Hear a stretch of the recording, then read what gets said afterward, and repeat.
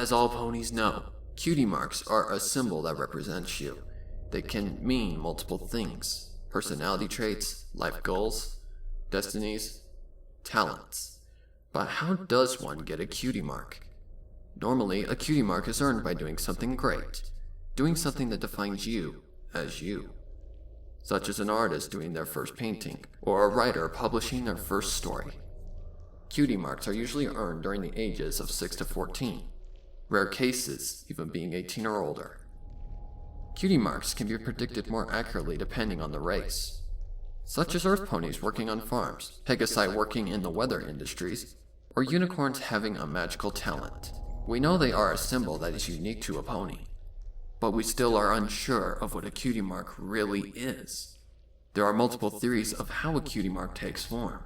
Some say it's just magic, but still, there is science behind magic. Magic comes directly from the cerebral cortex part of the brain, where thought is made and sent to the unicorn horn directly above. The bone in the horn is triggered and activated, sending surges of power throughout the body and often a change in emotional state. Magic can be caused by emotional state, and if left untreated or strengthened, may become very dangerous.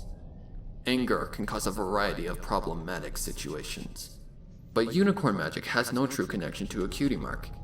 As stated by facts, no amount of magical power, not even an alicorn, can forcefully cause a cutie mark to appear on one's flank. After many years of study on cutie marks, I have come to an idea. Many ponies seem unable to enjoy or are capable of doing a proper task because they are not destined to. I once spoke with a bookstore keeper who was unable to do simple things such as cooking. Another time I met with a mare who was destined to full sit, who had trouble speaking or communicating properly with ponies her age. But one important character I met was a Pegasus who had a storm cloud for a cutie mark, who was able to work on the weather team his whole life. He told me that before he discovered his cutie mark, he had loved and gotten quite good at dancing.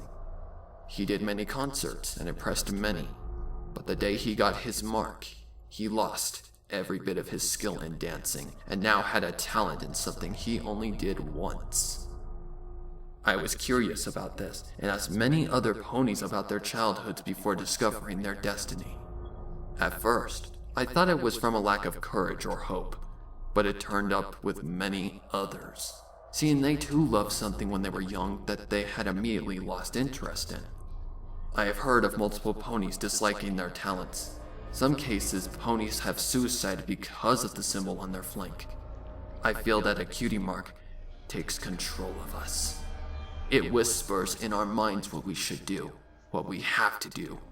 We are like slaves to the marks. They wrap around us like prey and destroy it like a snake. To further my study, I talked with young fillies who had not yet discovered their cutie marks.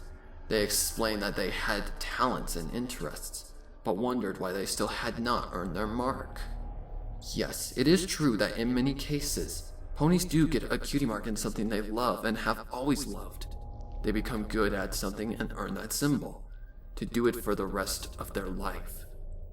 Even if we do enjoy our destinies, it still clings to us. Eventually we tire out and may lose interest. That mark never changes. It never disappears. We are destined to do, forced to do. It is what we must do forever.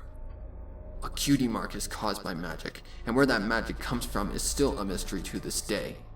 Many still ponder how a cutie mark will match up with a name, but I have come to thought that the pony is not born with that talent or that gift. The cutie mark will discover this pony with this name and match it to its rightful owner, causing the pony to immediately have knowledge about the subject.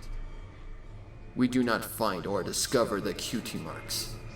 They discover us, and when they do discover us, they take hold of our mind and body, whispering to us and controlling our every move, our every thought, shifting and molding us into something we never thought we would be, something we should not be.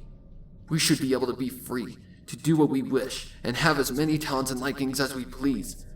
But the cutie marks restrain us, keeping us from our loved ones and keeping us from enjoying life as it is. They are chains around our throats and hooves. We should not be praising them. We should be figuring out how to rid our world of them. Because the cutie marks do not belong. They do not love us as we love them. They always have had minds of their own. We are unable to make our own decisions. We only repeat what it has told us. We only think what it demands us to think. We only move the way they want us to move. They have the control. They have the control.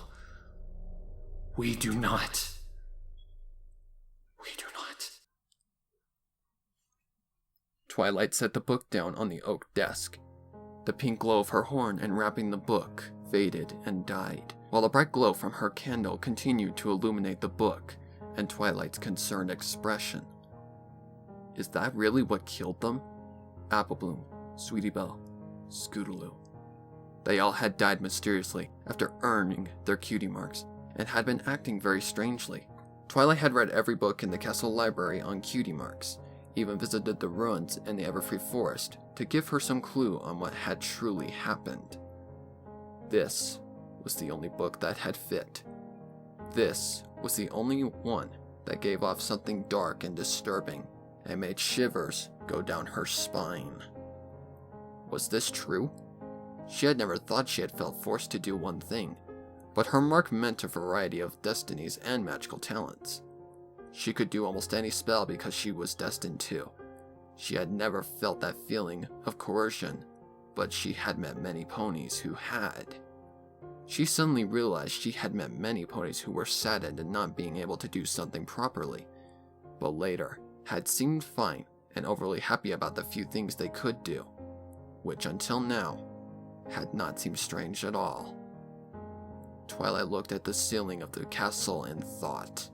She now feared her own destiny more than anything, as she heard a familiar, yet unfamiliar, cold voice.